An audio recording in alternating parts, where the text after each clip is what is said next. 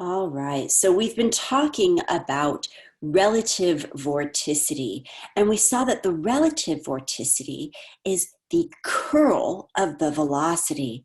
And to find the curl of the velocity, what we do is we take the gradient, and we cross it with the velocity vector.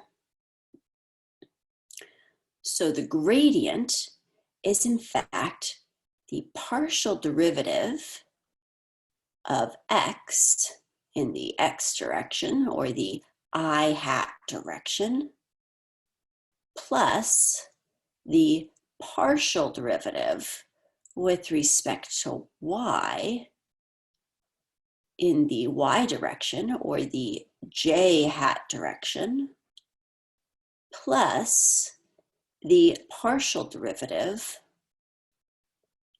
with respect to z in the z direction, or the k hat direction. So this vector is what we are going to cross with our velocity vector. And our velocity vector we saw as u in the x direction, or the I hat direction, plus v in the y direction, or the j hat direction, plus w in the z direction, or the k hat direction. Now, to take a cross product, as you might remember from when you learned this the very first time, where the easiest way to do that is to line up our terms.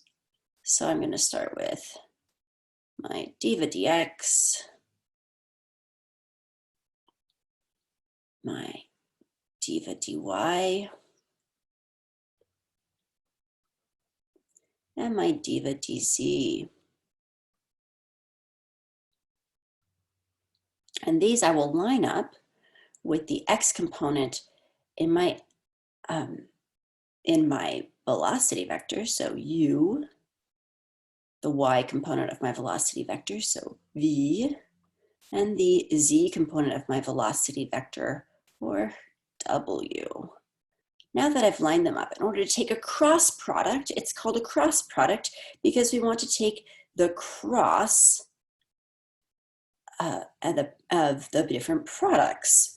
And so the first thing we want is to get our x term. We're going to ignore the x term. So this does not count. All we want to do to get our x term are the other two terms. And that is going to be the product of these two terms. So dw dy, dw dy, minus, so this is our cross that we're going to make, our cross product, the product of these two terms, which is going to be dv dz. So minus dv dz. And this is now the x component of our cross product. So it gets an I hat. All right. Now the next thing we want to do is to find the y component. Now for the y component, I'm no longer interested in these two terms. And in fact, to get the y component, I want to use all the terms except for my y terms. Fix that. All right. So now, I look good again. There we go. So now what I want, I'll use a different color here. All right, so now I want everything except for the y terms. And this time, if you remember, one way to do it is to say it's the negative of what we did here, or we go our cross product in the opposite direction, which is the way I usually like to do it. So I'm going to, instead of taking from left to right, I'm going to go from right to left. So my first term is going to be the product of these two terms. So that will be du dz minus these two terms, minus dw dx. And so this is now my j hat term.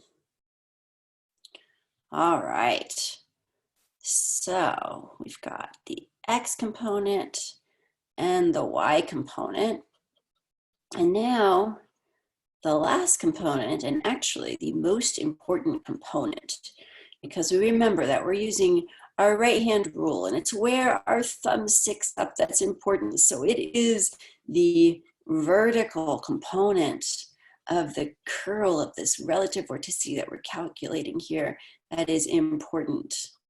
That is important in this case. I'll just redo that guy again here in a second. All right, so put this back on.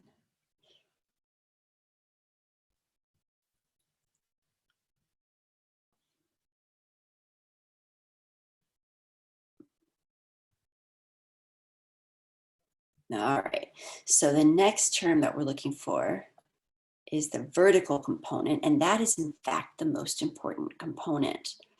And so we'll do another color here.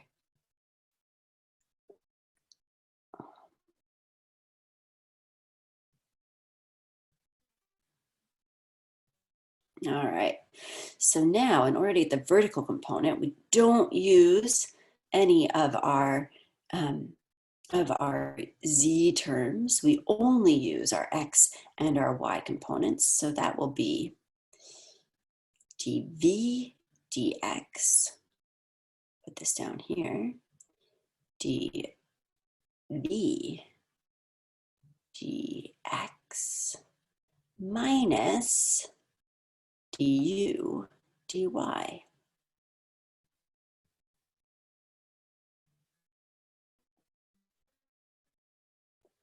And this is the vertical component, or our k hat component.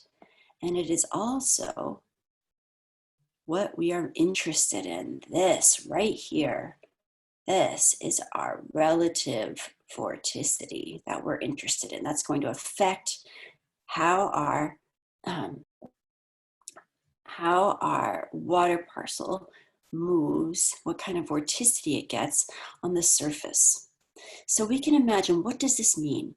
dv dx. That is how v is changing in x. So v, we said, is the north-south direction. So let's say that at some point we have a v that looks like this. That's supposed to be straight north-south. Let's say that's the component. And then as we move over here, maybe it's not as strong. And so it's getting less strong. And over here, it might even be less strong.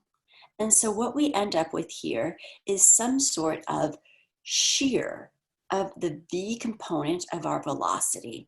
And we can imagine if we put a paddle wheel in here, it's going to have more spin on this side and a slower spin on this side. And so it's going to start to spin in this direction. So this will give us a relative vorticity of our water parcel. Similarly, let's look at what this term means, du dy. So that is how u is changing in the y direction. So let's say that down here our current has some sort of velocity, u velocity. And let's say that as we go further north, our u velocity is increasing, and even more as we go even further north.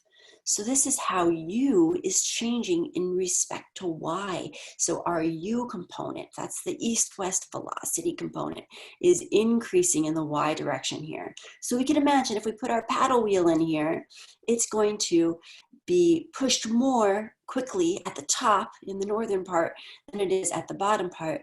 And so we will end up with a spin in this direction. All right, so this will give us our relative vorticity.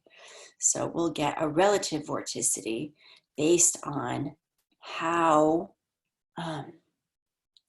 based on this shear. And so that gives us our relative vorticity. All right.